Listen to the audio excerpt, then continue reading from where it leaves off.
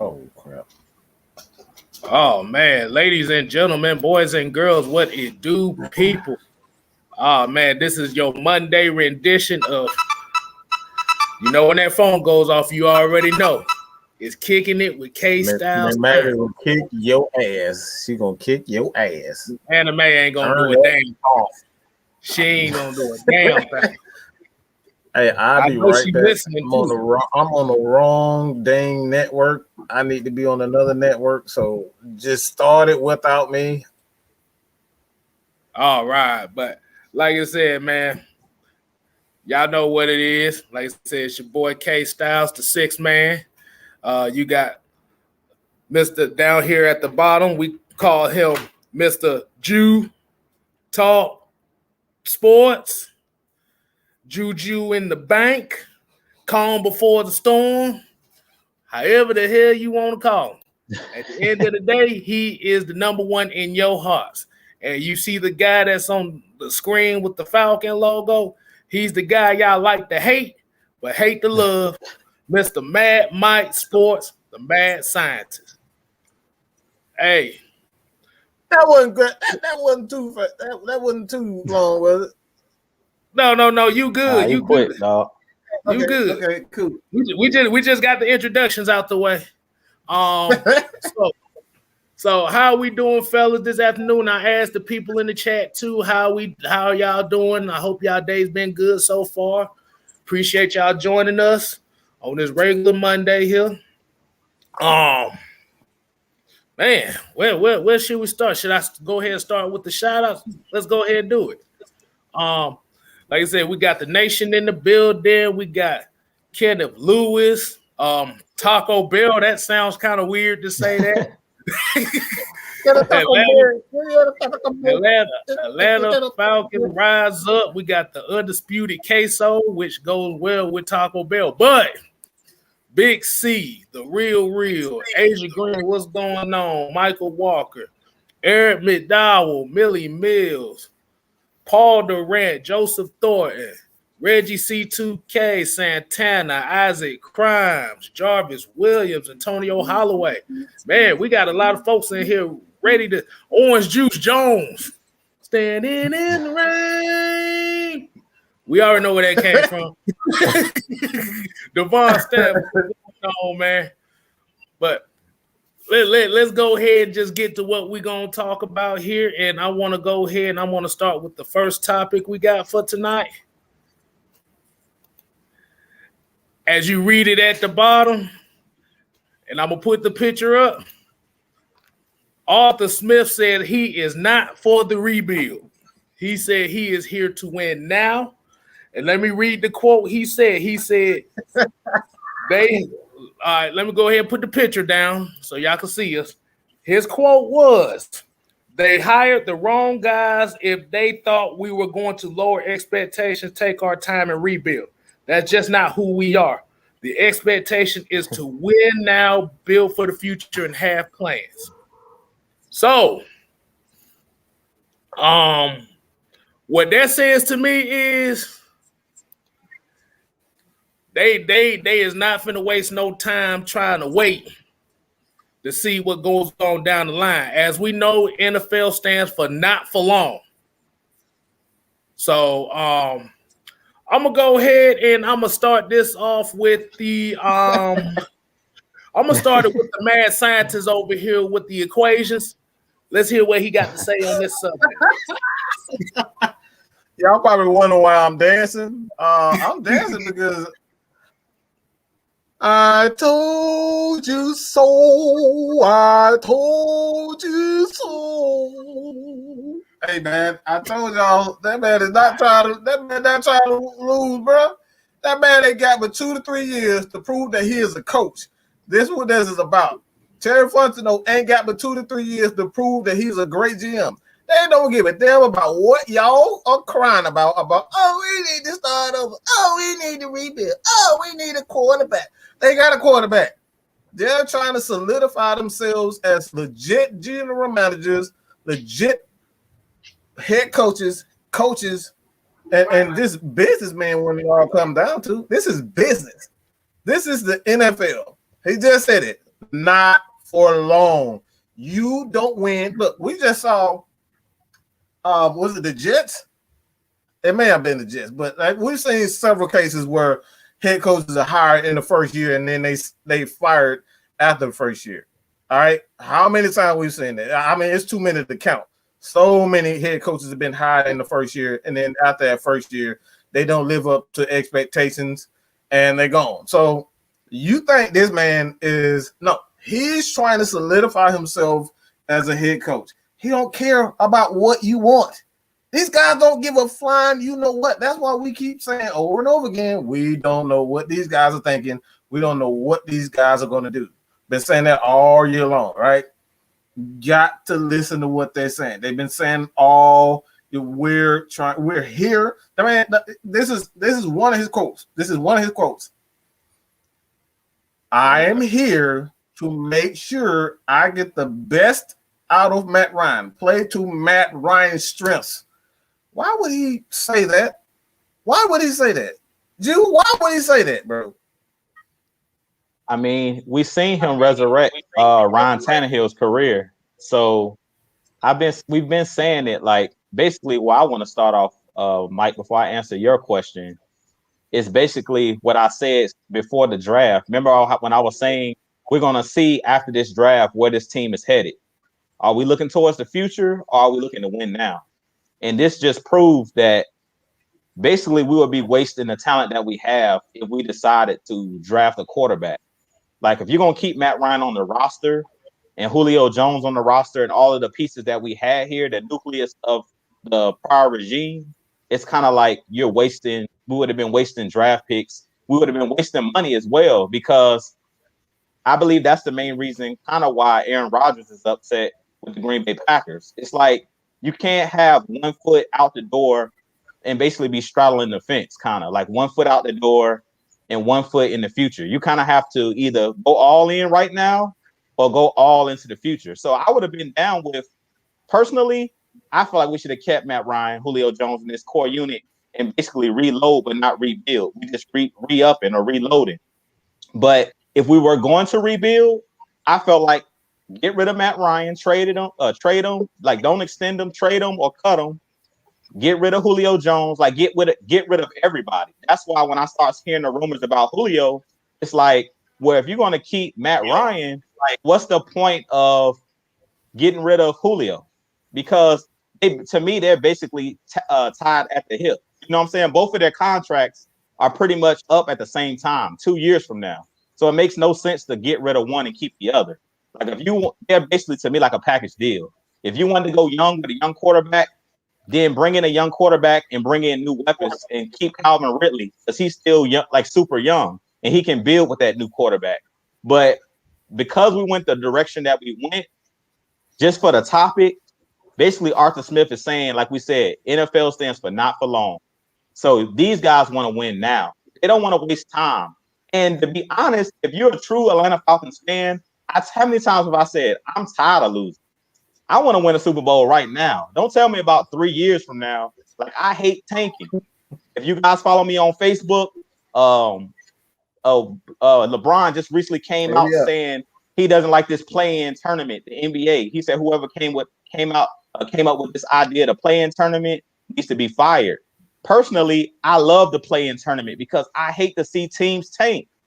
I hate it when I seen the Philadelphia 76ers tanking to get Joel Embiid and to get Ben Simmons. That's the main reason they changed the draft lottery, because you had teams literally tanking just to get the number 1 pick every year, just to have the worst record. And as a Cleveland Cavaliers fan, I know what tanking looks like. It's horrible. I hate to see it. Like, nobody wants to go to the game. Nobody wants to watch the game when your team is not even trying to be competitive. So I feel like with the NFL, being competitive is at an all-time high. Like, we've seen teams go from worst to first. Look at the Buccaneers. They've been the worst team in our division for how many years? It went from worst to first. So basically, I'm like, with this Arthur Smith deal, I'm loving it. They added Kyle Pitts. I'm loving it because this reload is going to be serious. We literally could go from worst to first this year in our division. We could easily win our division. With the Saints losing Drew Brees, and pretty much the Panthers in rebuild mode. The only team standing in our way is the Tampa Bay Buccaneers in our division. And with the weapons that we have, we can compete with them. So I'm loving it because as a fan, I hate to see tanking personally. I hate to see it. Even if they gave them the green light to tank and rebuild, personally, I wouldn't have been down with it because you're wasting Matt Ryan, you're wasting Julio Jones, you're wasting even Calvin Ridley. You're wasting a lot of his good years. You think Calvin Ridley want to sit here while we lose for the next couple years? This dude wants to win. You seen how disgruntled he was after games last year? He was pissed off. So just imagine this year them coming in and saying, for the next 2 or 3 years, we're just going to go through a full rebuild. Calvin Ridley wouldn't even be trying to stay in Atlanta. Let's be real. Because nobody likes to lose. These guys are pros, professionals. This dude went to Alabama. Julio Jones went to Alabama. These guys are used to winning. These guys are hungry. These guys do not want to lose. So, and I've talked about it before, and I'm going to get to you, Kstylz, about the Julio Jones thing.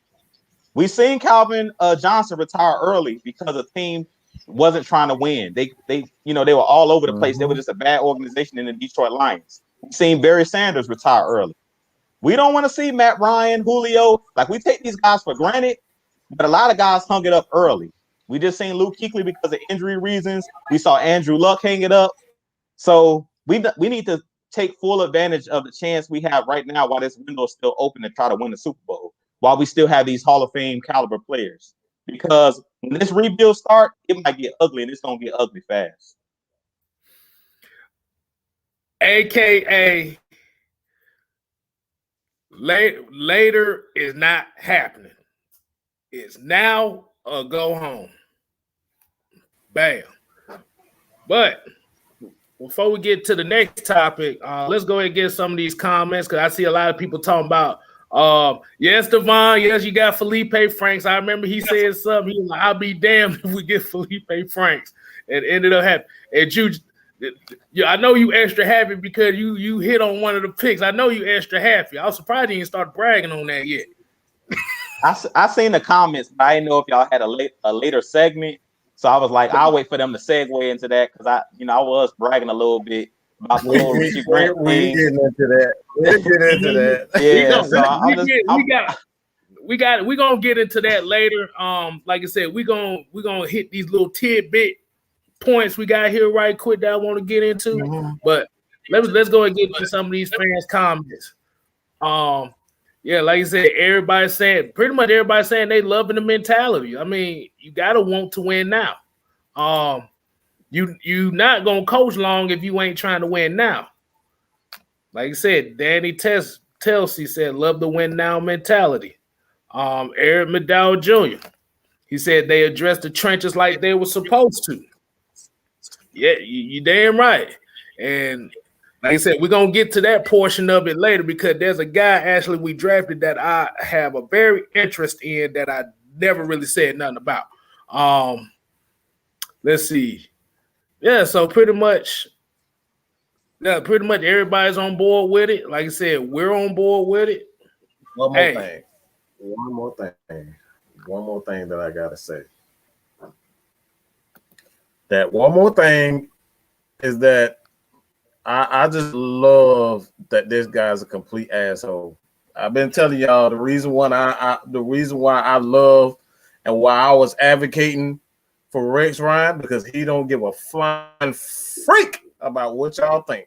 This dude don't give a dang what y'all want. He don't care about what y'all like. He's going to coach his style, and he's going to do whatever he wants. That's exactly what he's already giving it to the Have you guys seen him doing the press conference when they ask these stupid questions? Look on his face like, are you really asking me this? Like, he looking at it like, bro, you really asking me this? This dude don't give a crap. Look, I'm already a fan, all right? I'm already a fan, and we haven't played one game yet. So the fact that he doesn't care about what you think about him and his coaching style, bro, I'm going to say this right there. I got an absolute bromance for this dude right now. We ain't even started the season. I'm already loving what I see. I was about to say, does this look like a face of anybody that really gives a fuck what you think?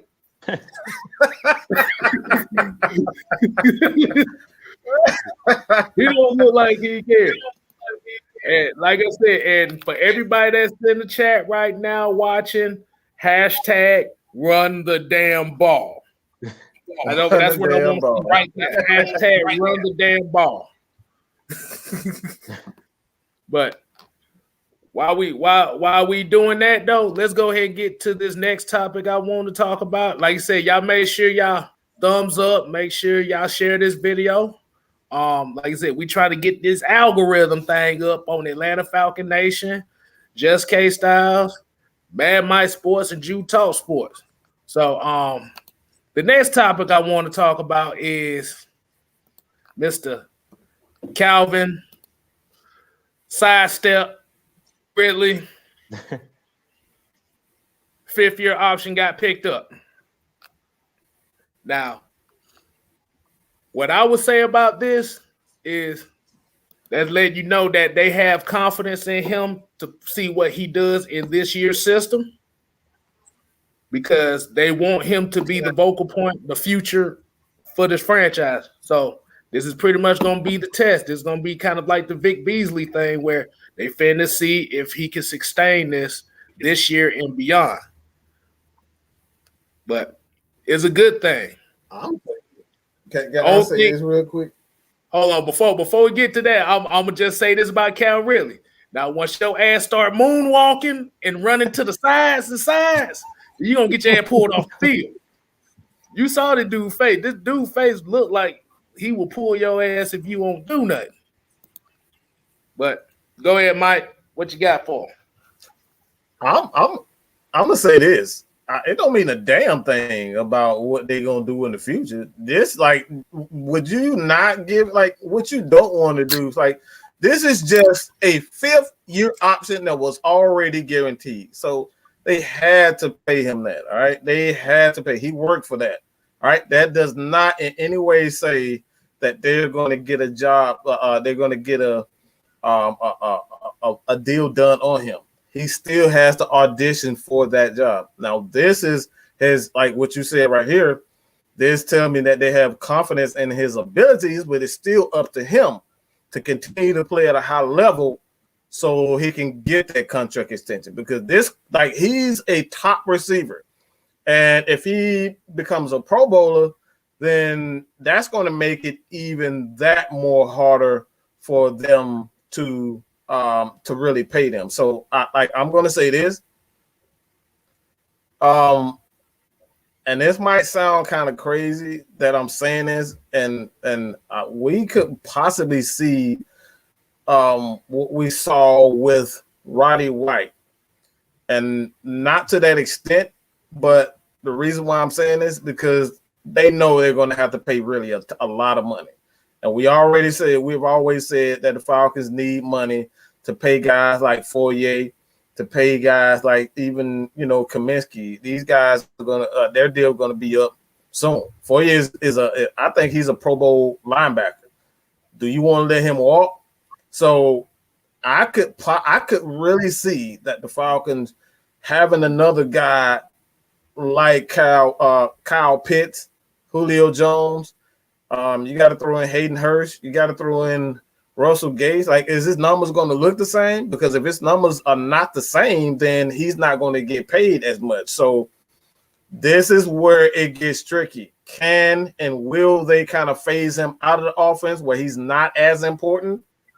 That's a clue. Like, that right there is something to watch for. It's going to be interesting to see how he's involved in the offense, because if he is one of those guys, he's just primarily a deep passer, a big play receiver for the Falcons, then he's going to be upset because he wants more targets, and he's not going to get. If I'm just being honest, he's not going to get as many targets if he continues. If Kyle Pitts is really his tool, his guy. Julio Jones is still Julio Jones. Calvin Ridley, Kyle Pitts, or Calvin Ridley. You know what I'm saying? Like, that's something that he has to.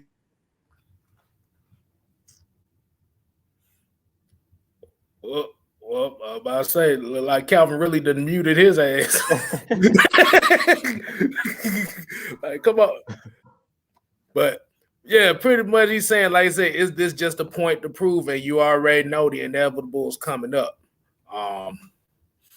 Like I said, prove it here says he said he loved this show. Like I said, we appreciate you. Like I said, we appreciate everybody tuning in and chatting it up right now. And like you said, it wouldn't be no AFN without the people watching. So we appreciate you. That's why I said really this is kind of a make or break year for him. We know he's gonna make it. And they're gonna put him in positions to make it. All right, go ahead, Mike. Go ahead, Mike. Go ahead and finish what you were saying before you got cut off by Dirk Cutter. Oh, wait a minute. Still kind of me. Well, he's speechless right now, so we're gonna go ahead and go with Mr. You Talk Sports on this subject in hand. Hey, I'll go say this about Calvin Ridley. I do think he's going to get the big contract. I know we talk about him moonwalking and stuff like that, and him slides, doing a cha-cha slide and stuff like that. We know we make jokes and stuff like that here on the show about Calvin Ridley. But real talk, I think Calvin Ridley is a top 3 route runner in the game. Like, I don't think he's a guy one-on-one and man-to-man coverage. He's a man-to-man beater. Like, he beats man-to-man. He's one of the best at beating man-to-man coverage. So I do think he's going to be here. He's going to get that big deal because I think that Julio Jones, after this year, like after his 2-year contract is up, once he's out of this contract, I don't know if Julio's going to be a guy. I think he's going to be the guy. What Michael's talking about, phase out of the offense. I really think that he's going to be the guy that's going to start to phase out, especially if he's a guy that can't stay healthy. Because we talked a little bit about it with Terrence Mathis, how he talked about Julio Jones catching like a 15 to 20-yard pass and then running to the sideline and stuff like that. I don't know if that was more Julio Jones, like pulling himself out of the game, or was that Dirk Cutter in the offense that they were running where he would, have a big play and then he would get a breather, or he would run off the field, or him coming out of the game in the red zone. I know that was more about Dirk Cutter, but him catching the ball and running off the field and stuff like that, stretching, like Julio's health is going to be big in this whole Calvin Ridley ordeal. But personally, I believe that Arthur Smith loves Calvin Ridley because when he came in initially, when him and Terry Fontenot had that first initial interview when they got hired, Grady Jarrett, Calvin Ridley was two of the young players that he talked about that he loved on this roster. So I do think that his play is going to be huge as far as Calvin Ridley. But if you guys remember when we had Terrence Mathis on, he talked about Calvin Ridley. He just needs to be hit. He just needs to get his bell rung one good time and get up and realize that he survived the hit. That's all it is with Calvin Ridley. He just haven't had that one hit where he gets blasted and he survives it. Once he has that one hit, gets hit, get his bell rung, he'll be good because he's basically been dodging those type of hits. But once he takes that one big hit, like you guys remember, Steve Smith Jr. Steve Smith Sr. that played for the Panthers, he was a small guy. He wasn't a big guy, but he wasn't afraid to get hit. And that's what Terrence Mathis talked about. Terrence Mathis, when I asked him to tell me a player that emulates his game, like on the Falcons currently or any player in the league, he said Calvin Ridley reminds him of himself. So to me, that was a big thing for him saying that, because we know how great Terrence Mathis was as an Atlanta Falcon. He was an all-time leader before Roddy White, before Julio Jones. He was a standard. So for him to say that he loves Calvin Ridley's game and he thinks that Calvin Ridley is the closest thing to him, he plays exactly like him, I really think that Calvin Ridley's ceiling, he has a lot of potential. So I can see Calvin Ridley being here for the long term and even being here when the next quarterback comes in. Once Julio and once Matt Ryan retires, I could easily see Calvin Ridley being a Falcon for a very long time. Now, it is going to be up to him, him performing and him staying healthy, because he's had some injuries as well. As much as we talk about Julio, he's had some foot injuries and things of that nature. I don't remember what kept him out. I know 2 years ago, he wasn't able to finish the season. I don't remember what injury he had. Yeah. So he's had his share of injuries as well. But I think that his route running ability is what makes him dangerous, because he can line up anywhere. Really is one of those guys. I've seen him put him in the backfield. I've seen him in the slot. He's a guy that can run all the routes. And to me, that's something that you can't overlook about his nuance and knowing the game and being able to run every route on the route tree, because every receiver in the league can't do that. Prime example was a guy like Dez Bryant who played with the Dallas Cowboys. He was a great player, but he couldn't line up everywhere. He didn't have the route running ability. So I think that's huge for a guy like Calvin Ridley because Arthur Smith, he's going to create openings for this guy. He's going to put these guys in position to succeed. So I think Calvin Ridley's numbers are going to continue to rise. And I think Julio's the guy that's – go ahead. Too many weapons, dude. You got way too many weapons to say that. That's what I'm talking about. I'm talking about phase out of offense as far as the weapons are concerned. When you have so many weapons, somebody's not going to get as many. He's going to get plenty of opportunities to to make big plays. Yeah. But who's going to get, because he may fall in love with Kyle Pitts. He may just fall in, and Kyle Pitts is getting 120, 30 targets a game. You know what I'm saying? So it's like, this is where it's going to tell who's going to get phased out of offense. It could very well be Calvin, because right now, it's like if you take what he's saying seriously, it's like, okay, Julio Jones. I love Julio Jones. I love Matt Ryan. Right now, do you still love Julio Jones over Calvin Ridley? Absolutely. Absolutely. I don't think anybody would say, Julio Jones or Calvin Ridley. They'll say Calvin Ridley over Julio Jones. You know what I'm saying? But that's what I mean as far as like Kyle Pitts is the wild card in this entire ordeal. He's going to take targets away from one of those guys. And right now, I don't think it's Calvin Ridley. I think Julio Jones is still going to gun that. Like, I still think Julio is still going to get those targets. Yeah, and I agree with you, Mike. I think that's where we part ways, though. I don't agree with you when you say I would take Julio over Calvin Ridley. I think the reason I think that Julio's numbers are going to drop is because we've seen Julio Jones as the guy that gets those double teams. Like, I don't see them saying, well, we're going to double Ridley. I think Ridley is going to see the most single man coverage. I'm thinking teams are going to double team Julio, and if Kyle Pitts start to eat and nobody can cover him man to man, which nobody can because of his size, I really think that they're going to draw a lot of the double teams, meaning I think Ridley's going to be the guy that's going to be singled up. And because he runs routes the way he does, I think that he's going to benefit. He's basically going to eat off of those guys because you've seen Matt Ryan. He's not going to force Julio the ball. Now, Kyle Pitts, I do think he's going to take from Julio and Ridley because he's that target in the red zone.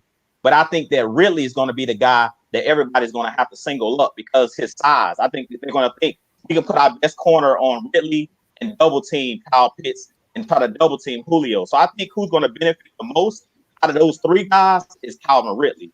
And then another guy that we haven't mentioned, I think Hayden Hurst is another guy as well that's going to eat. In those double tight end sets, they're going to send that double team at Hayden Hurst, at Kyle Pitts over Hayden Hurst. So I think Hayden Hurst is another guy that's going to eat. As much as we didn't pick up his fifth-year option, he's a guy that I think is going to eat as well because he doesn't have the size that a guy like Kyle Pitts has. So I think the double teams are coming Julio's way and they're coming Kyle Pitts' way. I think Gage, Ridley, and Hurst, I think those guys are going to see the single coverage. All right. So pretty much I kind of disagree with both of y'all. I said the guy that's going to get his targets took away is the used to be second tight end, Keith Smith. I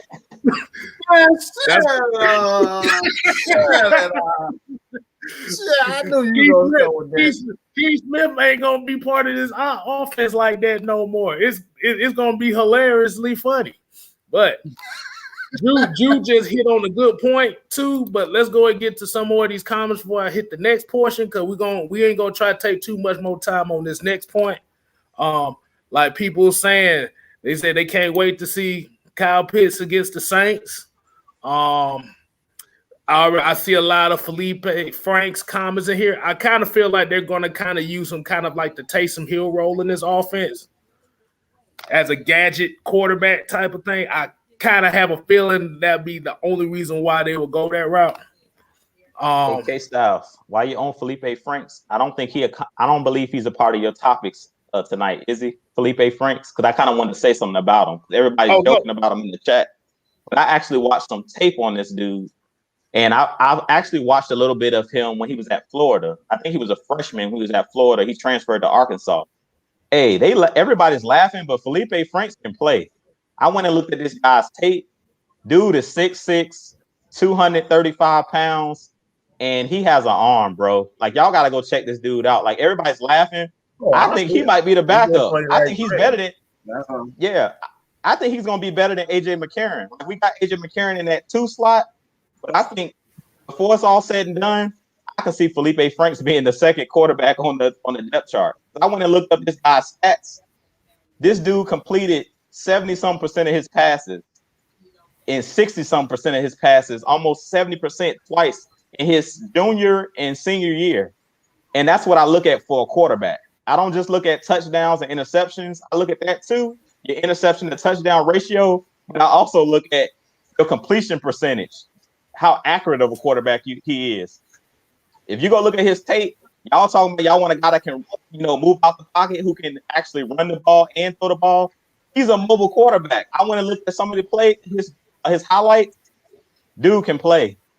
So if you let him sit up under a guy like Arthur Smith, I believe he can do some things like he did with Ryan Tannehill with Felipe Franks. I know that sounds crazy, but I'm like, this dude actually can play. Why he didn't get drafted? I'm looking at this guy like, maybe that's why the Falcons didn't draft a quarterback, and they knew they possibly could get him. You want to get this? Should I?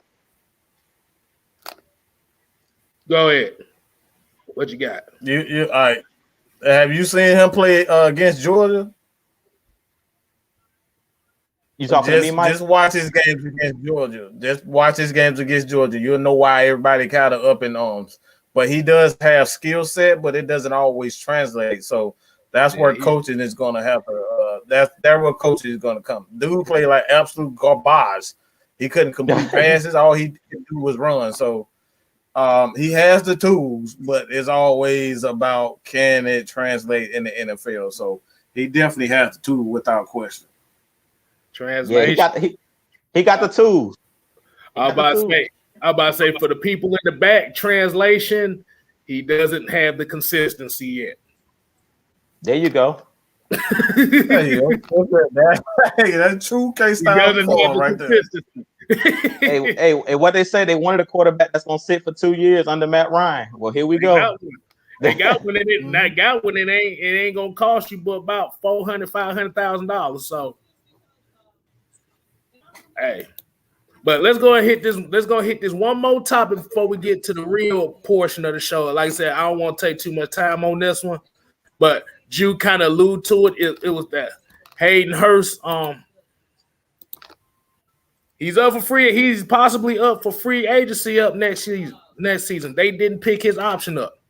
I just think with Kyle Pitts there, like it kind of made him expendable. Is he still gonna be? He's still gonna be a part of this offense? Yes, but like I said, if future down line is, you got your franchise tight end right there. Why pay the extra money to keep Hayden Hurst? That's how I go do it. Like I said, a lot of people wonder why I ain't speaking much. I'm just coming with the simple points. I told you I am a simple guy.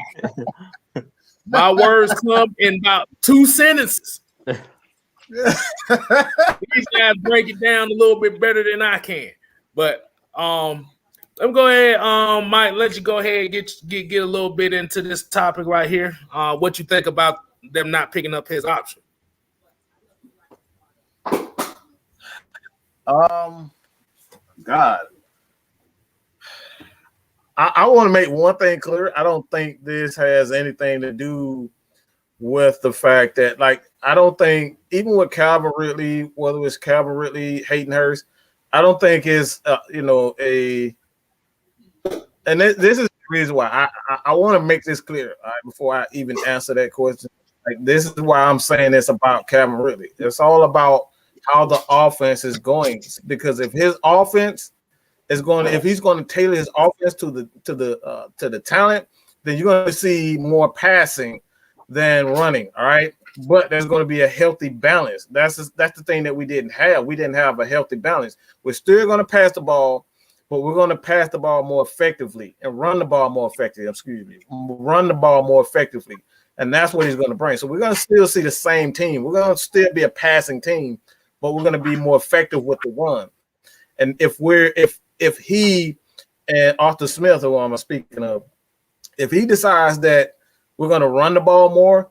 This is the reason why I believe at this point in time that you're going to have to choose between, all right, Julio Jones is without question the greatest. I think he's the greatest athlete to ever, grace the Falcons, even over Deion. Like, this dude is a physical specimen. And I'm talking about physical. There's nothing Julio can't do on that field. You know what I'm saying? We've seen him play defense before. We've seen him on special teams. Like, Julio does everything. So if this is the same offense from Tennessee, then we can pretty much say that one of those receivers are going to be faded out of the offense. And me personally, being that Arthur Blank stated that Julio is going to be a Falcon for life, this is the reason why I say that maybe Calvin Ridley may be phased out of the offense just due to the style of the offense. I'm not saying he's going to do it on purpose and, he doesn't like the guy. He's just going to be – I just feel as though that it's the style of offense. If it's anything like Tennessee, then one of those guys are going to be phased out of offense. And at this point in time, I'm picking Julio over Calvin. But it's just sheer – it's just pretty much off just based on the style of the offense. But as far as the what was the question again? Dang, I lost that quick. But the Hayden Hurst, as far as Hayden Hurst is concerned, it's pretty much the same thing. The style of the offense. So if the Falcons are more if they're going to be a pass-heavy team, then he doesn't fit in it. It doesn't make any sense to bring him back because they're going to be they're going to be a more of a balanced team. And that's what that states to me. It's going to be a balanced team. So we're not going to see, those guys pay a lot of money to receivers. Like, they're not going to pay a lot of receivers. So you see Russell Gage and, Hayden Hurst and all these guys, they're not going to pay a lot of money to these guys. They're going to pay money to the offensive linemen. They're going to get these guys like, Chris Lindstrom, Caleb McGarry, whoever these young guys, these young stars, the Mayfield, who are going to get in real soon. We're going to pay those guys the money. We're not going to play all these skill positions. So, like, I think it's more so it's a wait and see. It's really premature, but this is what we do, man. We state what we think, even before the season it starts. But that's pretty much it, man. All right, Drew, what you got for me? Yeah, when it comes to Hayden Hurst, I just think we got Kyle Pitt. Like, you guys remember a couple shows ago, y'all thought I basically just was hating on Hayden Hurst. Y'all kind of laughed about it like, dang, Judah said Hayden Hurst, like Vince McMahon say, you're fired, basically. But I just was just like, hey, look, if Kyle Pitt show up in that locker room, it's going to be some problems. Like Hayden Hurst, that automatically bumped you down. Now, one thing I can say, what have we been hearing from Arthur Smith? That everybody's going to have to compete for your spot. So I said Hayden Hurst might have something to say about that. Like, I personally think that Kyle Pitts is going to be the big man on campus, but at the end of the day, they both are going to have to learn that playbook. It's going to basically be up to them who gets that number one spot at tight end. Personally, I think it's going to be Kyle Pitts because the dude's just a physical freak. And I don't see Hayden Hurst beating him out. But I just feel like this is a money situation. Mike already kind of talked about it. A Foyer is going to need to be paid. Calvin Ridley is trying to get this big contract. So you can't pay everybody. Eventually, if Kyle Pitts ball out, he's going to need a big contract. So that's what I was talking about with Julio. After this 2-year deal is over with, we don't know what Julio wants to do. He might just decide to hang it up, especially if we win a Super Bowl. He might not want to play till he's 40 years old. He might say, look, I want to leave while I'm still healthy. He might be done. Like, we don't really know. So when it comes to the Hayden Hurst situation, I really just think that this is a contract situation. Who you rather have? You want to keep Hayden Hurst or do you want to keep Calvin Ridley? We can't give both of these guys a big deal, So somebody's going to have to bite the bullet. And that's kind of what happened with a lot of the guys that we have. Eventually, when we had our 2016 team, we went to the Super Bowl. I kind of talked about it. You can't pay everybody. Like, they paid Deion Jones. We seen Devondre Campbell. We couldn't pay everybody from that roster. Even though that was a solid roster, we couldn't pay everybody. Already had too many guys that had big contracts. We paid Grady Jarrett, So somebody's gonna have to bite the bullet. And in this instance, I think it's gonna be Hayden Hurst because you got Kyle Pitts on that rookie deal. So you can't beat that. Like Hayden Hurst, whatever the asking price is, I heard it's somewhere around $15 million a year. If we want to keep Hayden Hurst, I think that's like around what tight ends make. So Hayden Hurst is trying to get paid, and at the end of the day, it's a business. So even if we say we want to keep Hayden Hurst after this 5th year, like after this year is up, I don't believe we can afford him. Let's just be real. We're not going to be able to afford him, and he's going to want to take the highest bidder. He's not going to take a pay cut to stay in Atlanta. So I just really think that this is really a contract situation. I don't think that they dislike Hayden Hurst. I just think that this is a situation where they know that these big contracts are on, like guys are going to need to be paid. And Hayden Hurst is, he's not the top man on that totem pole.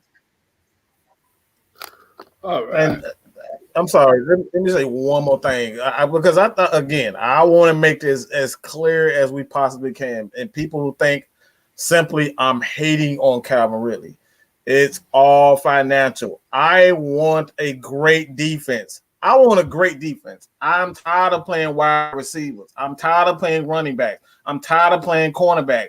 I need defense. I don't want Fourier to go anywhere. I believe I think he's a next Pro Bowler. He has the potential to be even better than Deion Jones as a complete linebacker. I don't want to see him walk. So if we pay Calvin Ridley, guess what, people? We still won't have a damn defense. We still won't have a damn defense. We're giving away great talent because we're playing offensive guys. That's been the issue all this time. So it's not against Calvin Ridley. I want a damn defense. I'm sick and tired of this prissy-ass football. I want heavy hitters. I want hard hitters. I want guys that are going to punch in your damn face and smile and kick your grandma in her hip. All right? I want all of that. I want all that type of stuff. All right? I want it all. All right? So forgive me if it seems like I'm hating on Calvin Ridley, but I don't want to pay $150 million, $120 million to $150 million for another goddamn receiver. I'm sick of it. We need to build these damn trenches. Okay? So that's my thing. I just had to let that be known. I'm tired of this damn sissy ass. Excuse me. I'm tired of this soft football. Go ahead, Kat. Hey, Mike. This is what you do when you go on a tangent like that. After you get finished, you do this. Woosah.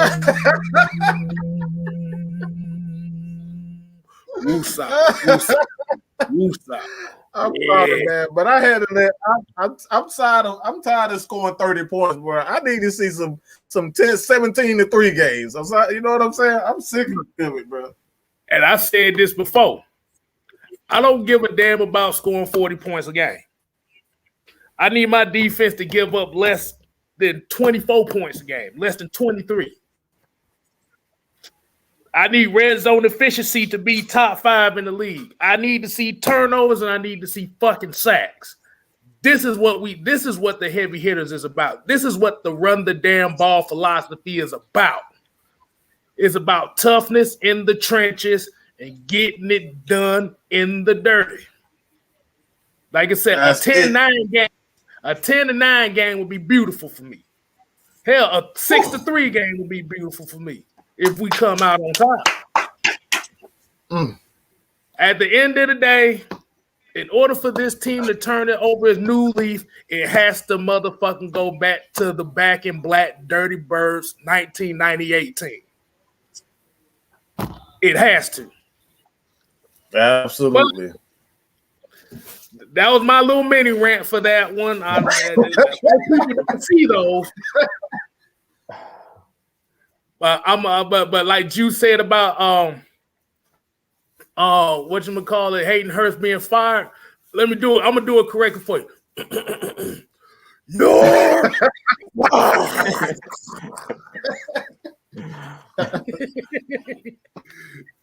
oh man. But let's go ahead and get a couple of these comments before we get to the real topic for tonight.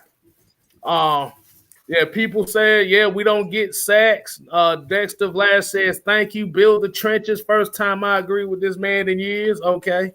Hey, like I said, we are tired of seeing our trenches getting ran over. Let's see. Aaron from Jones says y'all views went up since the draft. Respect. Like I said, we appreciate everybody tuning in to us, regardless if it's one or 1,000. It's all about respect. We appreciate you. Paul Durant said, I feel you on that, Mike. I'll even take a penalty every now and then. hey, as long as that penalty sets a tone as far as the toughness, you can take one of those a lot. You don't want to be taking 15 penalties a game. There's a difference. Hold on. We got a $5 super chat. He said, "Amen, sir. Tired of this weak, soft defense or defense wins championships, period." It's not all the ways defense, but it's about the key stops in key situations. And that's where we have been really, really, really bad.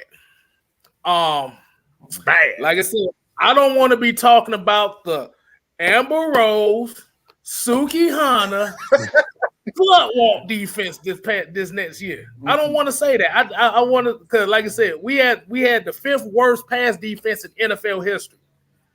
I don't think y'all want to go down. Okay. Here you go, Millie Mills. Run the damn ball, get the damn quarterback. Exactly. And I'm glad he said this is because it's going to lead to the final topic of the night. And I know this is the topic. Yes.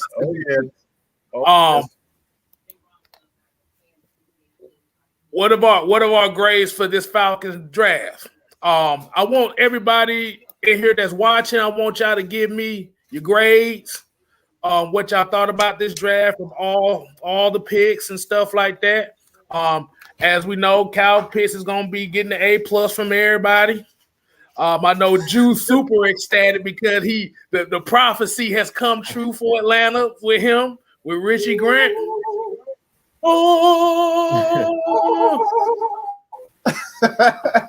Still fuck Buffalo because they got me and Mike's two top players in the draft. But I'm gonna give it a B+.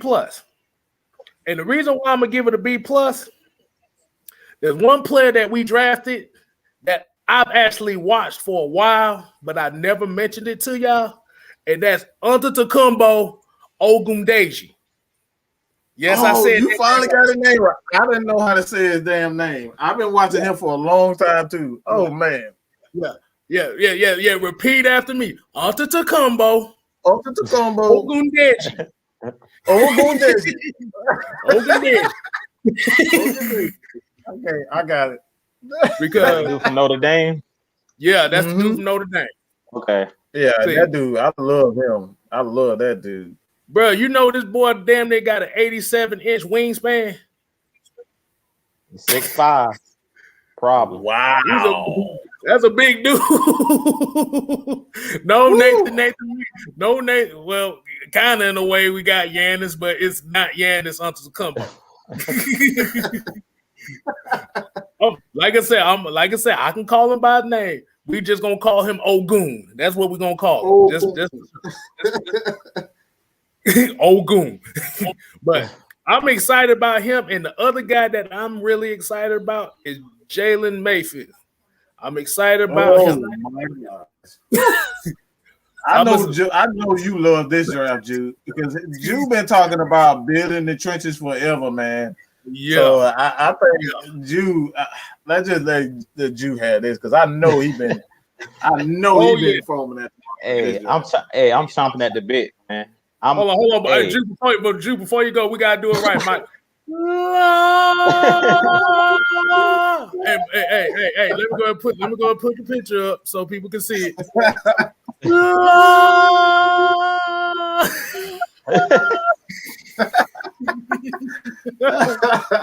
Yeah. Don't worry about the picture being backwards. That's the way I found it. So y'all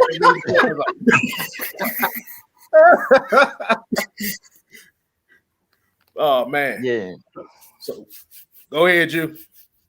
Well, I gave it a B plus too, Kstylz. I would have given them an A. The only reason they get a B plus is because y'all know I wanted that one tech. We didn't get that nose tackle that I wanted. I wanted that one guy that we could put in the middle because I'm not a big fan of Tyler Davison.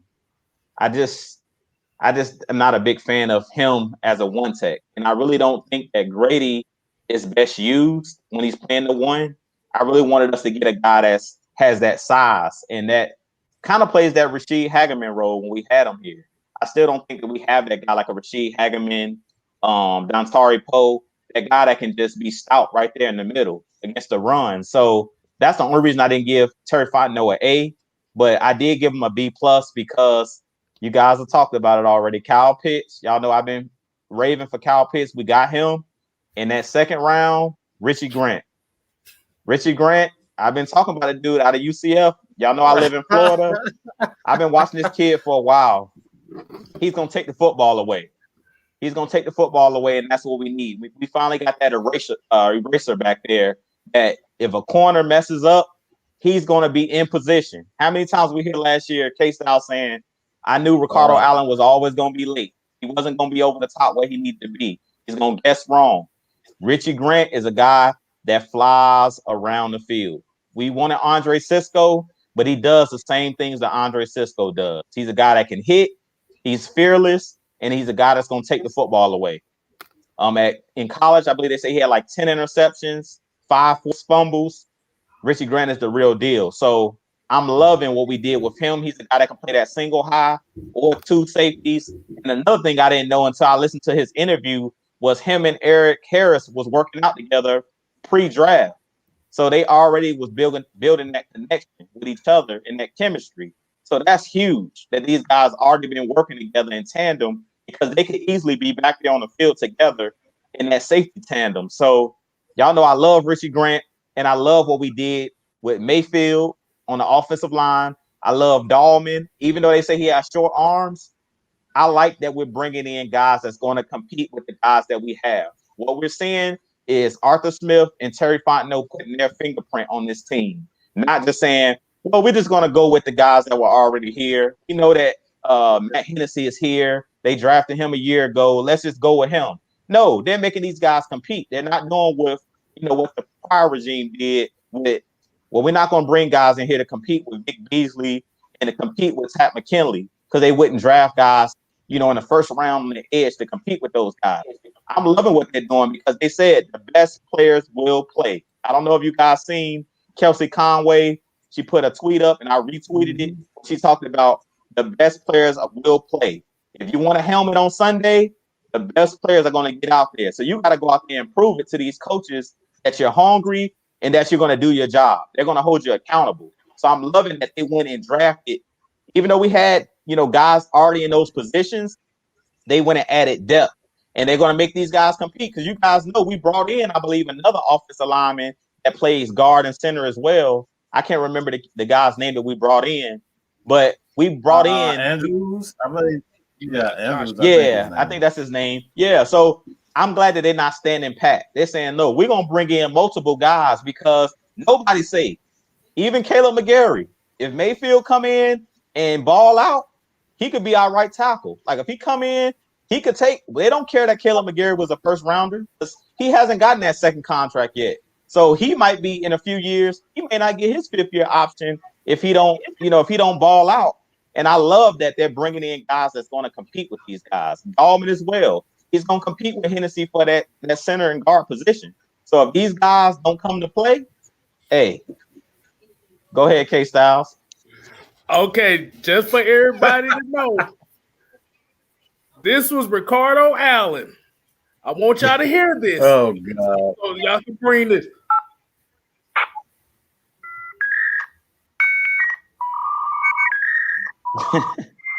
Y'all have no idea what that means. Not the dial-up. Not the dial-up internet. Dial-up, bro. Hey, man. Tell me what it means. That was Ricardo Allen playing free safety. Yeah, man. That man was late low to everything. and late to everything. So are you saying that he was out there? He was buffering on the field? Is that what you're saying? He was Kstylz? buffering, boy. That thing. See, these folks don't know, man. When we had dial-up, boy, you cut the computer on. It took about a damn minute before it came up. Don't let nobody call. Don't let nobody call, boy. You let somebody call your phone, that thing going right back to where it started.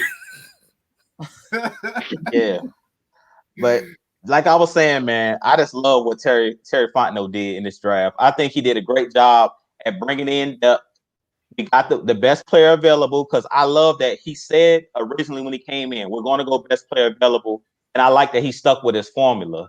And I don't know if you guys got a chance to listen to their interview after the draft, and they were asking him like, why y'all didn't draft a running back? And they were like, it was basically how the draft board fell. We just were taking best player available, like we said, and we didn't feel at certain positions that the players that we wanted were there anymore. Because I really think, like you guys know, everybody wanted Javonte Williams, and I think he was a guy that was on their draft board. He didn't fall to us. Same thing with Cisco, because Trevon Merrick, I don't know if you guys noticed, he was on the board when we moved back. Trevon Merrick was still there, so they just like Richie Grant better as a better fit. You know, they went with him over Trevon Merrick. So I love the draft. And then the one kid, I listened to all of their interviews, but the one guy that I really loved out of his interview was the 6th round pick. I think his name is Hardy, if I'm not mistaken. Or Darby, that plays a wide receiver out of Arizona State.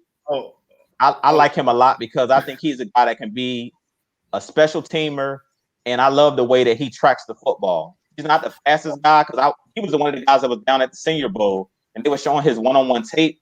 He's not great. He's not a great route runner. But I love his energy. He has an energetic personality. If you guys look at his interview, he looked like one of those guys that's going to be a tone setter on the special teams. I really can see him being a gunner and being a guy that's going to be a scrappy type guy that's going to be maybe the 52 to 53 man. He's going to be a guy that's going to scrap and compete for a position. So I really love just listening to him talk about what he's been through in his life. I believe he said he lost his mother recently, but he was a guy from New Jersey. He said he's just a scrapper. And he's a guy that played for Herman Edwards, and we know Herm Edwards is a guy that don't play no games. Already. Yeah, Herm don't play no games, and he's down there at Arizona State coaching, and he was one of the captains of the team, this guy Darby. So out of all of the picks, just the later picks, listening to his interview was my favorite because he was super energetic, and he looks like a guy that's hungry and that's going to compete. And it might take somebody's job, real talk, because he's just a dog. So I pretty much love the whole draft. You guys seen the corner we went with out of San Diego State. I think Darren Hall is his name. He's another guy that looks like he's a ball hawk. He's a ball hawk at corner. So I think we did an excellent job all the way across the board. Every single pick, it looks like they did their homework. The scout team did a great job. But I told you guys going into the draft, Terry Fontenot was a former scout. So that was his grassroots, and it showed in this draft. And I'm going to leave it at that. Oh, before I get the mic, I'm going to just say one thing about Darby. He is a bigger, faster Russell Gage. I'm just going to put that out there. Mm-hmm. I like him. Yeah. But Drew pretty much broke it down. I'm gonna take the Kstylz. I'm gonna take Kstylz approach, and I'm gonna just say this about what I like most about this is just we put an emphasis on, and this is the first time that I can honestly say this, and I think he did a great job because for me, it's all about mentality. The guys that we drafted in this, not only are they great people, they're energetic, but they are some nasty son of a guns. That offensive line, Chris Dahlman, Drew Dahlman. Sorry, I said Chris Dahlman. His dad is Chris Dahlman, but Drew Dahlman and Mayfield. I'm in love with those guys. When I first saw Mayfield and his tape, I instantly jumped out on me in his physicality. That's what we want. I don't need one thing we all can say last year that really pissed us all off is to see, I think it was last year, but it may have been the year before, but to see Aaron Donald just hold up Devontae Freeman like he was a damn child, and not one offensive lineman came up to his defense. Like nobody came up to his defense. I don't get that type of attitude. This is the reason why I say I'm so sick and tired of a soft freaking offense. I'm sick of it. I need some nasty guys that like hit you in the balls while you laying on the ground. Like I want you to stomp on your fingers and Ndamukong Suh type stuff. I want them to tote the line. I want to see that. I want to see Harvey Dahl again. I want to see Tyson Clabo. I want to see Bob Whitfield and all these guys. Like Bob Whitfield was another nasty guy. Like this dude was nasty. That Falcons offensive line in '98, them guys were nasty. They did not. Tom McClure, those guy was nasty. We need that again. So when I saw from the offensive standpoint, I just saw guys with attitude. I saw receivers like Darby with attitude. I saw Richie Grant again, attitude. He got that swagger. He knows he can get the ball. Like that's the most important thing for me at safety. That know that you can get to a ball. He does not hesitate. He knows he's going to get that ball, so he doesn't hesitate. He gets straight to it. He see it. He's making the hit and he's getting to the ball. So that's what I like most about this draft is the attitude that came along with these drafts. And another thing that I loved about this draft too was it was the two key words that I used. I think this was the first time that I remember that a whole draft had one theme on it. Like the whole theme of this draft was value and versatility. And that's what you get from a lot of these guys. And like Taquan, like what was it? Taquan? Taquan Graham. Yeah. See. I was thinking of Errol Thompson. I was thinking of Errol Thompson because Tony Wright talking about Errol Thompson, and I'm like, I remember if you actually go to the Just Kstylz channel, I got a video on Errol Thompson. Actually, that was the first scout video. Man, I forgot about Errol. Man, but I forgot like all about Errol. He is a straight up run stopper, but he likes to explode to the line of scrimmage. So, like, especially in a 3-4 setting, he's the perfect linebacker for a Deion Jones because he will do the dirty work. But Taquan Graham, like I like him, his versatility too. He's not quick on the ball, but that can get worked on with time. But he can play inside and outside, just like the other guys. And like everybody can play multiple roles. Because I'm mad Mike actually said something about this. I'm gonna go ahead and throw a picture up so I could remind y'all of why we say I'm afraid. If you see your offensive player getting yoked up like this and ain't nobody near him to save him, look at that. Nobody. It ain't one other red jersey in that picture right there. It's 3 Rams in that picture. Not an offensive lineman or nothing. Could have been an offensive lineman or somebody. I mean, even if you might get your ass slapped up by Aaron Donald, at least show that you have. See, that's where the brotherhood died, right? The brotherhood died right there. It wasn't the Super Bowl. You still had a little bit of it, but when you saw that right there, the brotherhood was dead. Because ain't no way in hell I'm finna let my brother get yoked up. And remember, that was just 3 Rams players. It was 6 of them around there before a Falcon player even showed up. They showed up, yeah. And it happened at home, which makes it worse. So, yeah, man. Yeah, I don't think Arthur Smith about to have that. I'm just saying, which kind of leads to well, we pretty much just said our expectations is we can't get no worse, but we're looking definitely because we remember we were 0-8 in games decided by 6 points or less. So it was one play. So this is not a bad team, even without the draft. This wasn't a bad team. It was a team that just lacked that extra punch to take it to the next level. Mm-hmm. And it comes down to the coaching. The coaching didn't help it. Hey, and like I said, as we know, during this draft, we still hearing it from the Justin Fields crowd about how they hope we go 4-12 and 0-17 because we didn't draft a quarterback. Motherfucker, we ain't got no money. Right. At the end of the day, he ain't got no money. And I'm gonna say it like this: I think Justin Fields actually ended up in a better situation in Chicago than what he would be in Atlanta. And I'm gonna tell you why. Andy Dalton ain't finna finish that season. He ain't finna finish as no starter. He about to blow. He gonna blow it in 3 games. He gonna blow it in 3 games. You mean as far as like, him having the opportunity to play? That's what you mean? The opportunity and the expectations. Because remember, Chicago ain't had a quarterback system, ain't had a consistent quarterback since the 40s. Let's be real. They haven't had a 3,000. They haven't had a.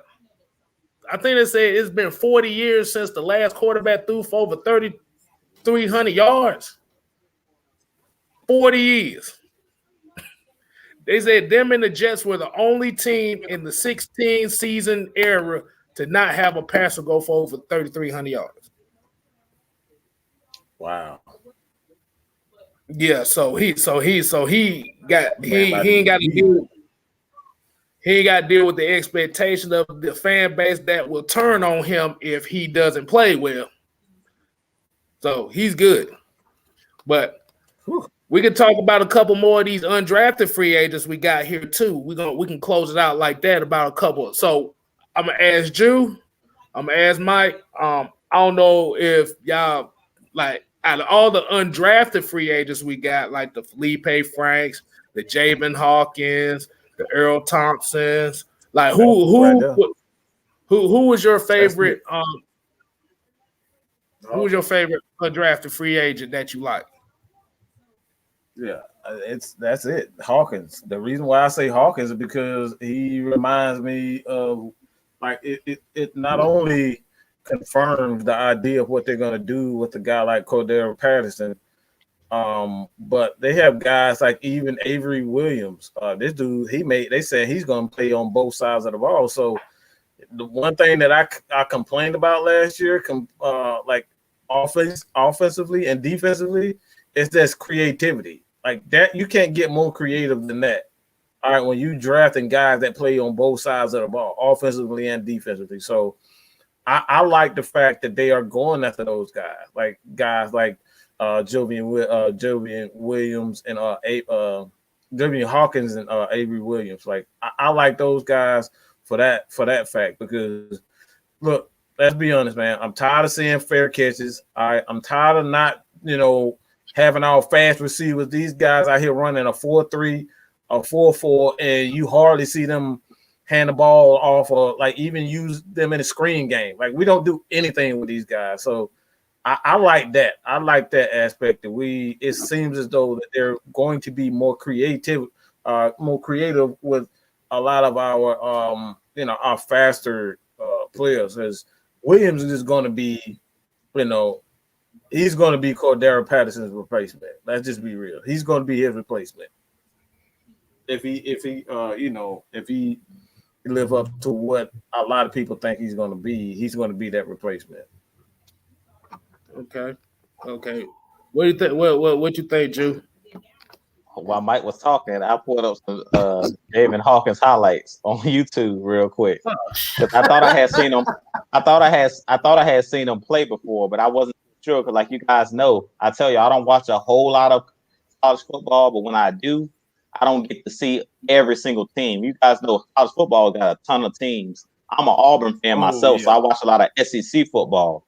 But just looking at this dude, I just started smiling because he's the type of running back that I wanted the Falcons to take. I feel like we needed a change of pace back. A lot of people in the chat might get mad at me, even the panel, because I know how much you guys love Javonte Williams. I didn't want Javonte Williams on the Falcons because to me, we got Javonte Williams on the team already. His name is who the starter guy we got. The bowling ball we already got in the backfield. Mike Davis. They're the same player. Like, I'm tired of the Falcons going out and duplicating the same exact guy. We got him on the team already. To me, we needed to change the pace back because we lost Ito Smith.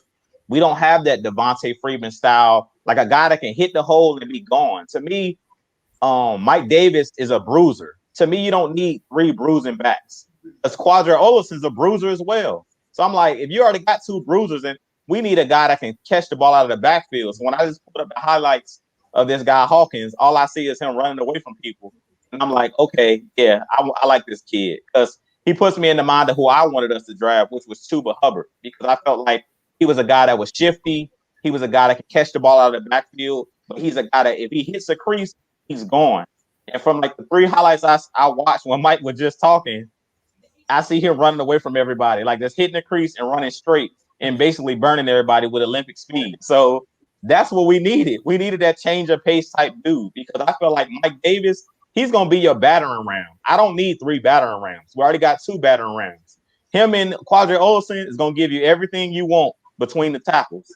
We needed that guy where we throw it to him in space, he can go do some things. Because Mike Davis, don't get me wrong, he led, I think he was second in broken tackles last year. So he's elusive himself, but he's a guy that wants to oppose his will. And looking at this dude Hawkins, he looks like a guy that's shifty and wants to run away from people. So he's a guy on them outside runs, and you can throw him a quick bubble screen, and it looks like he can create out in space. And I feel like that's what the Falcons were missing. I don't need a guy or the same type of player. To me, what makes a team great is when you have a bunch of guys that can do different things, like you talk about being versatile. So I feel like the Falcons were missing that running back that's kind of like that scat back. We kind of got rid of all of it. Like Ito Smith was that smaller back, 5'9", 5'8", and that's what this dude, Javian Hawkins, looked like. He looks like one of those guys that got that speed, like a Chuba Hubbard. If he hit a crease, it's good night, Irene. Like he's a guy that can outrun a safety. I'm not looking at that from a guy like a Mike Davis. Mike Davis, he gonna just hit the hole hard, and if you stand there, he gonna try to run over you. He ain't gonna try to dodge you. He just gonna go straight ahead. But this dude Hawkins, he looks like a guy that's gonna be explosive and that's out there that can actually, once he hits a crease or catch the ball in space, he can do something with it with like a playmaker. So I really like the pick of Hawkins. He looks like he's a guy that can do some things. Like I said, as much as I love Errol Thompson in here, there's one guy that we got an undrafted free agent that I'm kind of a big fan of. Like I said, he might like Javian Hawkins. Now I done seen him up close and personal because they played Georgia Tech this past season, and he was running on our defense like mud. Like I said, reason why he went undrafted because he was 5'8", 180 pounds. So they like to play the size game. He got heart. So that's why I love that one. But the one guy that we do have that I know that has heart, like I said, he's not the fastest receiver we got, but for what I've seen, this guy's a bully at wide receiver. He reminds me of Hines Ward, and that's Antonio Nunn. He's a bully. He's a bully. Yeah. He will run block on your ass. So this is the type of guy that Arthur Smith would love as far as your receivers. And like I said, I'll keep that to myself. I'll keep that to myself. Pause. But yeah, y'all probably know how I'm gonna spin it. Yeah, I know how I'm gonna spin it. Yeah. But hey, man, anybody can be wrong. I'm just saying. Yeah, Antonio, like I said, Antonio Nunn is a bully. Like he can like I said, he from what I saw from him in college was he's not explosive as far as being a downfield threat. But the thing about it is in short yardage and chain moving situations and in the run blocking game is where he shines because he will mix it up with anybody. So that's going to be an interesting competition as far as special teams and opportunities that could play. Like Darby is a guy that's real good as far as being the one drafted. None being a guy undrafted is somebody that they're going to love. Man, and like I said, they didn't do too bad as far as undrafted. I mean, I'm looking at the list now, and it just all I just see is a bunch of guys that they got that bully mentality. They not the greatest players, but mentally they like, I don't give a damn. I'm finna knock your ass out. Right. I love that attitude, man. So that's like you said, like Millie Mills says right here. Competition, open competition everywhere. And that's how you build a championship team. You have to open the competition up so everybody gets an opportunity to play. Accountability, man. That's what we always talk about. Accountability. You can't just be having guys, at position, holds position up, and they not playing. They don't play the best, and they're not playing with heart.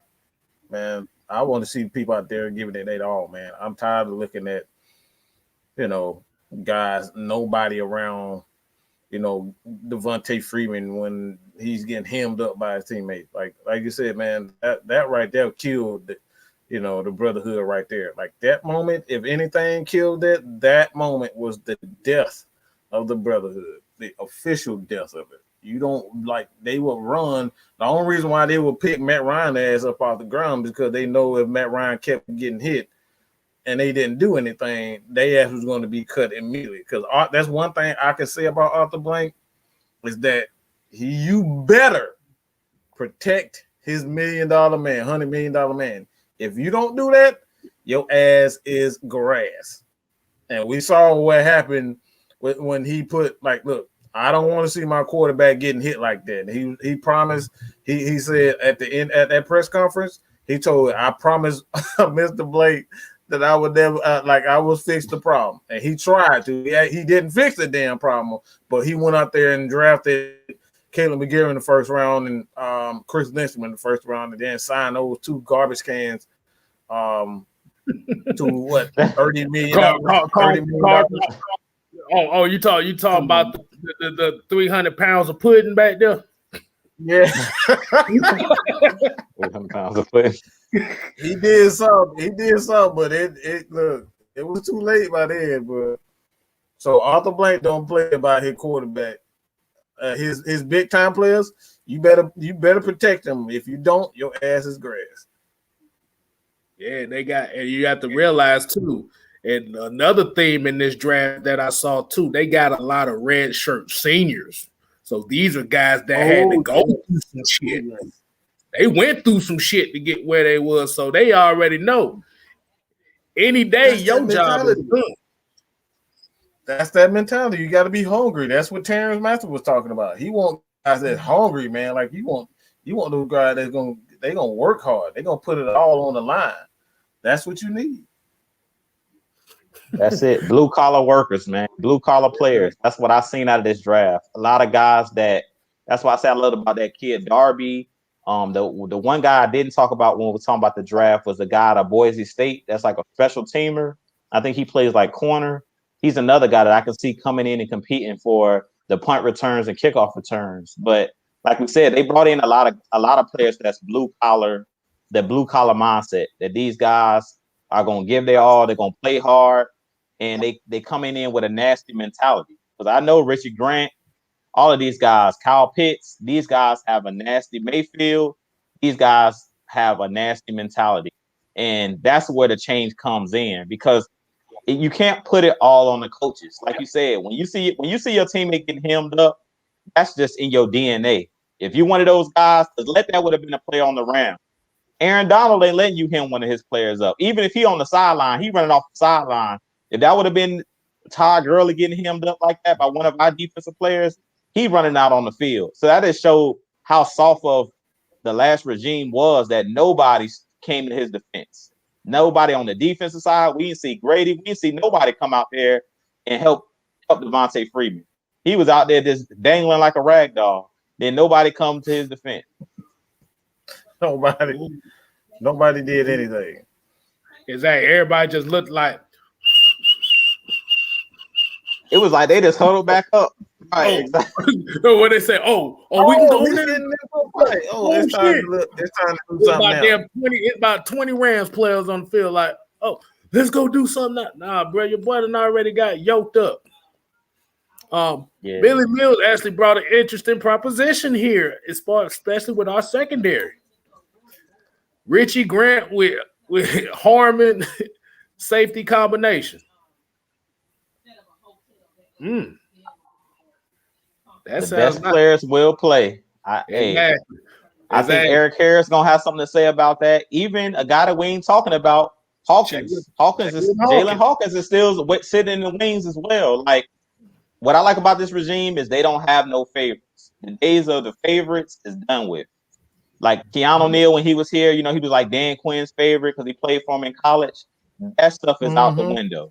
Because these guys, they didn't draft them. So they don't care. They just saying, if you prove it to me on the practice field, and if Dean Pease feel like you grasped the scheme, you grasped it, he's gonna put you out there. So I really believe we're gonna see interchangeable. I don't think that it's gonna be like no set in stone. These are your starters with the safeties. I think they're gonna be rotating guys in and out for certain situations. Like if it's 3rd and long, I think he's gonna be rotating guys at that safety spot. I don't think we're gonna see just 2 guys and these are our starters because I've heard Kelsey Conway saying something about he doesn't believe in strong safety, free safety because he makes his safeties do everything. So it's no more, but this guy's the box safety and this guy's only going to do this and this guy's only do that.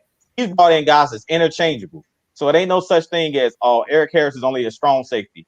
We're going to see these guys everywhere because he blitz from everywhere. He does he runs different schemes, different fronts. So I'm loving that we're going to keep teams off balance. What have we consistently said last year? Everybody knew when anything failed for the Falcons, if nothing else fails, we're going to play cover 3. That's what we always went back to the cover 3. With Dean Pease, from week to week, you don't know what he's going to do.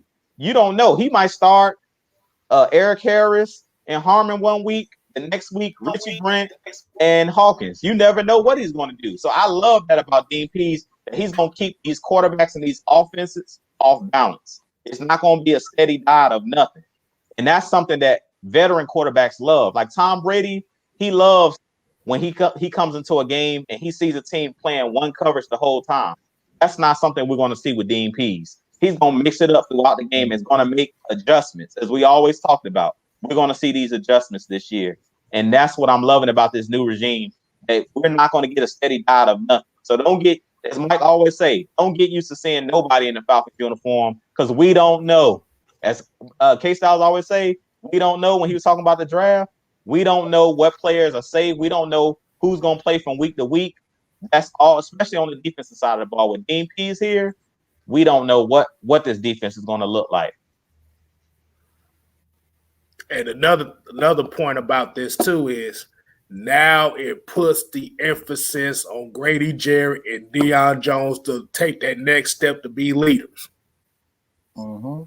That's the part we not talking about, is these guys stepping up to be these vocal leaders that these players are going to be looking to.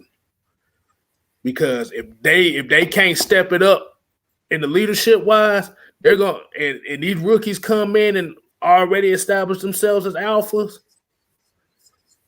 That's gonna put them on that slope down to where we might not need you in the next couple of years. So they got the pressure on them too. That's a good point.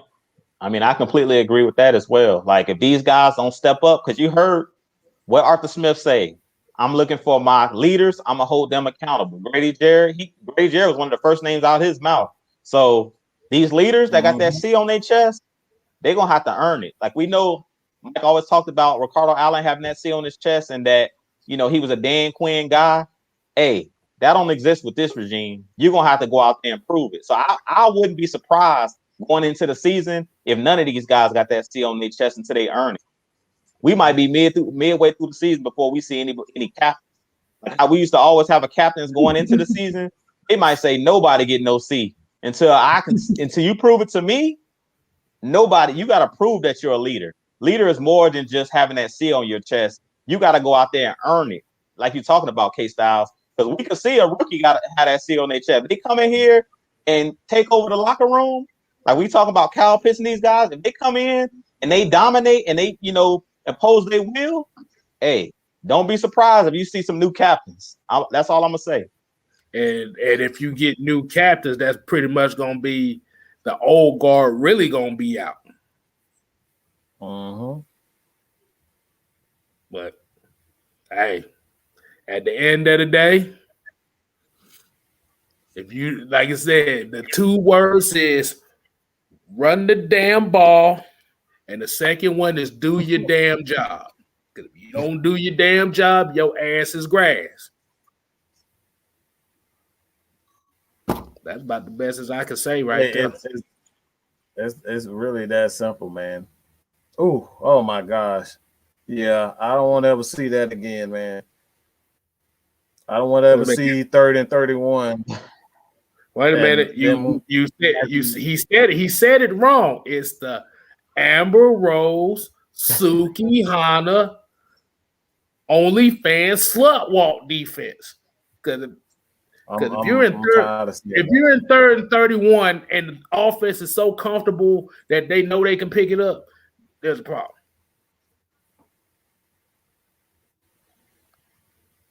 I want y'all to hit this question. He said, why y'all want to run the ball so much? Shit. I'm trying to prevent my quarter. Hey, hold on. Let me say it like question. That's a real question. Oh, yeah, Millie, yeah, and get to the damn quarterback. Think about it.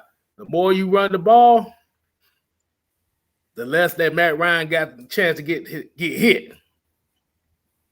You don't want your quarterback. That's any quarterback. Yeah, you don't want your quarterback dropping back 40, 45 times a game. Ask Joe Burrow about that. You don't want that. Hold on. We got a $4.99 super chat. $4.99. From Todd Mullis, he said, would you guys take the over or under 1.5 undrafted rookie free agents to make the final roster, not scout team? I don't know about that. I'm too stupid. I don't know what the hell that means. What the hell that means? That's one of those prop bets like they do every now and then. I don't know about no betting. So basically what he's saying is, do we believe that maybe two of these undrafted guys are going to make the final roster, the final 53-man roster? Or are we going over or under on that? And I'll say I'm going over, because I think that Hawkins is going to make the roster just from looking at his highlights, because he looks explosive, and we don't have a running back on the roster that currently does what he does.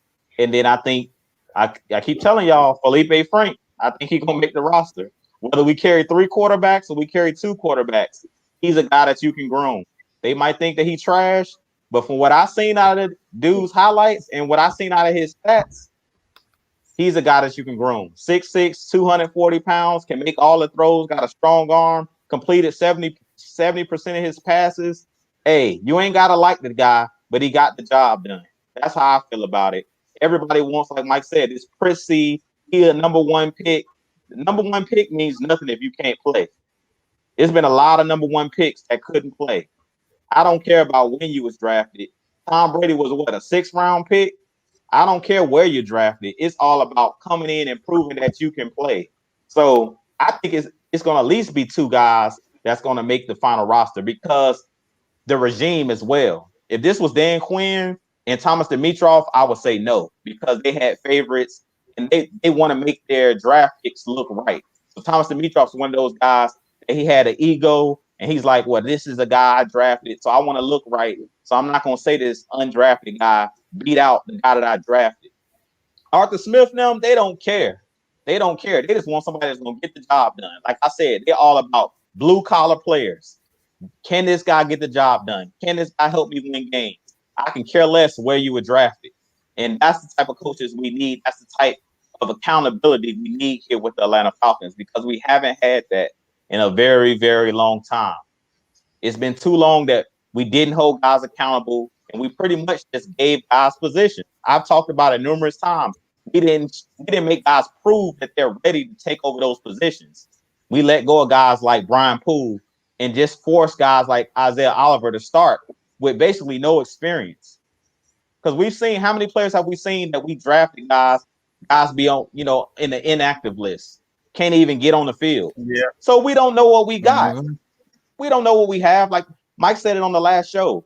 What is John Kaminsky? What is Deidre Sanat? What is, Marlon Davidson? We have so many guys, and that's another reason, and I'm kind of going all over the place. That's the only reason that I think we didn't go for that one tech. It's because we got a guy like Marlon Davidson here on the roster already. We got a guy like John Kaminsky already. So I think they're going to give these guys a shot before they go in and bring more guys at that position. I think they want to see what these guys can do. We don't know. Mm-hmm. These young guys, we don't know what we have on the second, third string because we didn't see them play when the last regime was here enough.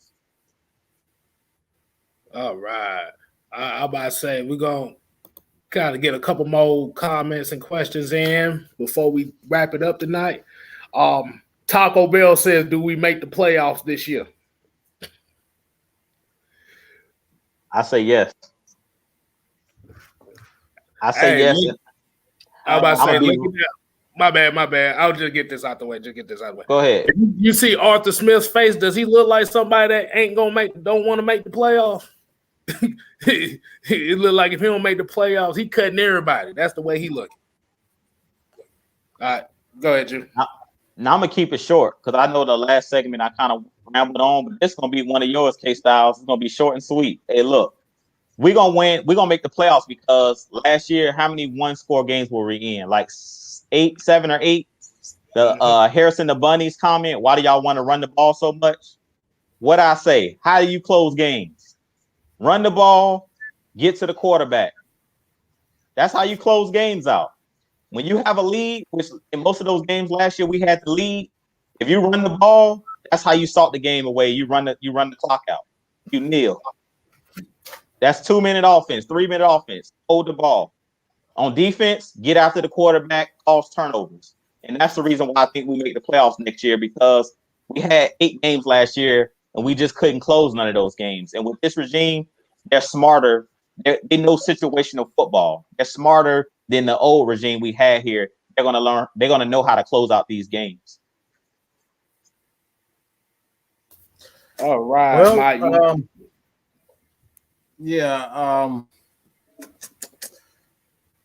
I'm going to just say yes on the grounds of just the defensive side of the ball. One of the things that we have been horrible with the past 3 to 4 years, probably even the whole time Dan Quinn has been here.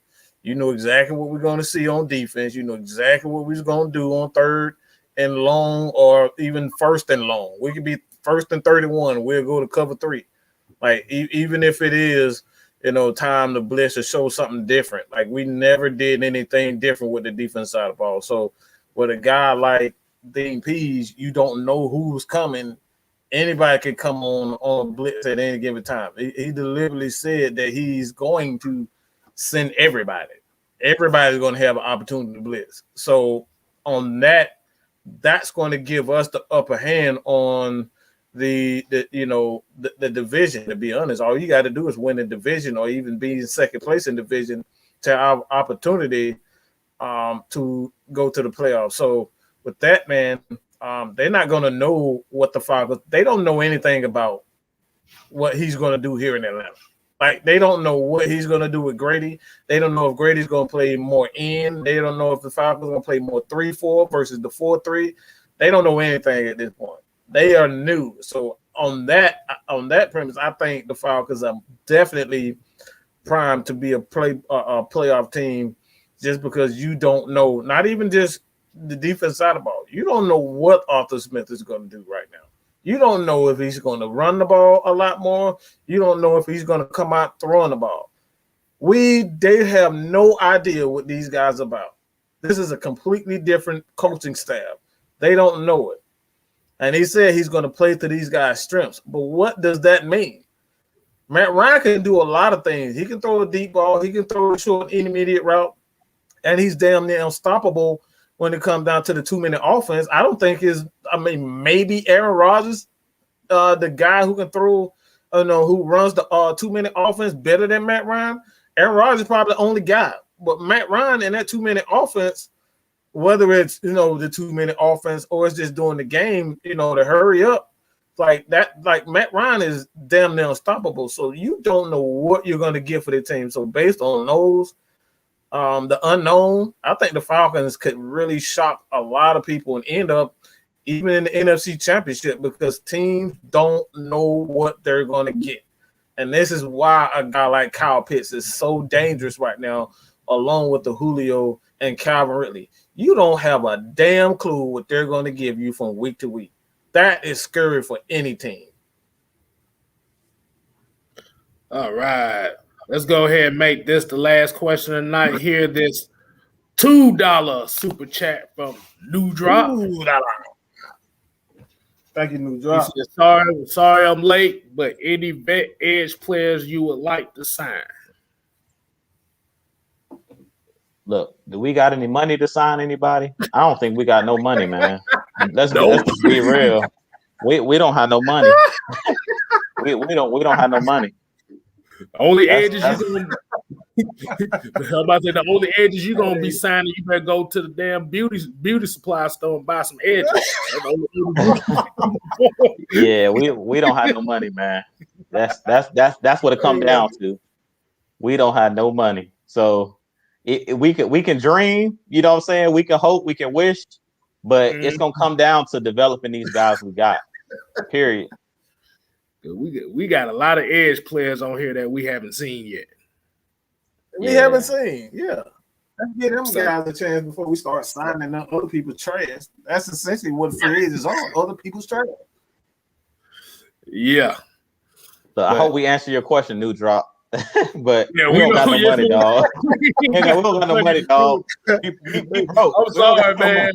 Hey, look, we appreciate you joining on, even if it's late. Like I said, you can catch the playback when we get off of here. But we're gonna go ahead and wind it down. This is gonna be the end of the show for tonight. I appreciate the fellas here, Mr. Jew Talk Sports and Bad Mike Sports, kicking it with your boy Kstylz. Yes, ATM, yeah, Deidre Sanat and Quadra Olsen will get a fair shot. Thank you. That's what this regime is gonna be about. But I'm gonna go ahead and let these guys plug away what they want to plug in before we close it out tonight. What you got for me, fellas? Y'all want me to go ahead? All right. Yeah, go ahead.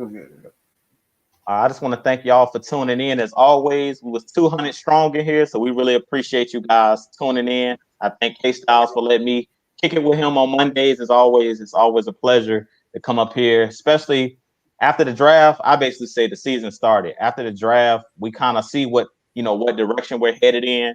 We pretty much know what our roster is going to look like for the most part heading into training camp. So I'm just really interested to see the defense, real talk. I love the offense, and I know the offense is going to do their thing because Matt Ryan, Julio, Kyle Pitt, Ridley, we're explosive on offense. I'm really interested to see what Dean Pease is able to draw up this defense with this young defense. I'm really excited to see what he can do with the scraps that were left over from Dan Quinn. And we're really going to be able to see this year because we still have a lot of the nucleus of this defense, like Grady Jarrett, Foye, Deion Jones. Like, I'm really interested to see what this defense is going to look like. Like, can we get to that 15, the middle of the pack? Can we get over the 20 mark as far as ranked defense? That's what I'm really looking at. I'm focused on the defense this year. As much as I'm excited to see what the offense is going to do, I know that they're going to do their thing. I want to see what Dean Pease can do with the speed that we have, and I want to see how he's going to use the talent that we have.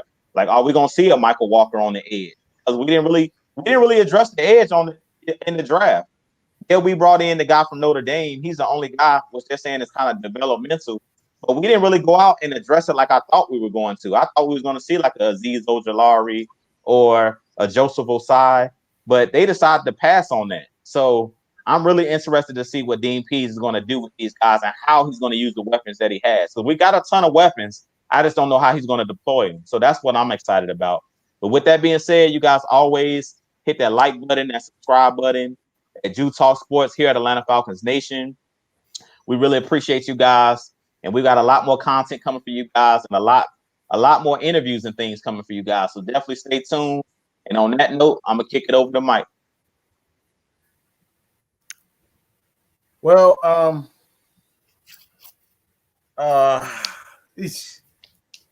where should I go? I'll continue to say this, man. Here this man go. Sean, shut up. All right, this Sean just shit. You know you can't have a show without Sean talking some shit, right? It never fails. It never fails. He got to have at least one. That's why we cool with him, because he got to have at least one. If he don't have one on either show we do, it ain't the right thing. Right. Hey, man. Like we said before, man, we appreciate everybody for continuing to join us, man. Everybody who, stayed with us with that long freaking draft, almost 10 hours and 2 days, man. Not including the hour that we had. So it's about 11 hours you guys stayed with us the entire weekend. We appreciate it, man. But hey, man, I just want to reiterate this. Atlanta Falcons content creators out there, man. It ain't no hate. It ain't no, I told you so and all that type of stuff. All we try to do, all right, we're going to reiterate this. They give you nothing but the facts, the stats, and the truth. So however you feel, that is, what that means to you, whether you like it or you dislike it, that's not our problem. We're here to give you the facts, the stats, and the truth. It ain't nothing but love. And with that being said, man, I'm going to kick it to Just Kstylz.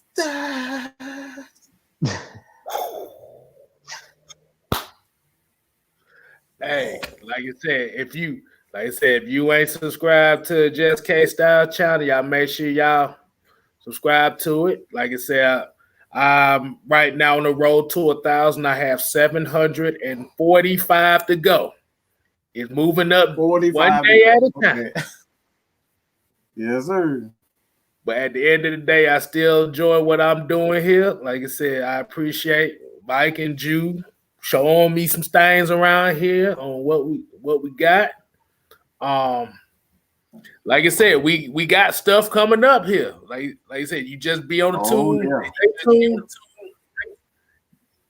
Notification bells is very important, so you know what's about to go down. And like I said, eventually the 6-man combo will come back. Like I said, you hit the notification bell. I'll let everybody know when that comes back. Like I said, you can hit me on Twitter at Just Kstylz. Instagram, I had to change my name. I got to look back at it. I forgot the damn name because somebody want to create some bullshit. And don't worry about me on Facebook. I ain't on that shit. But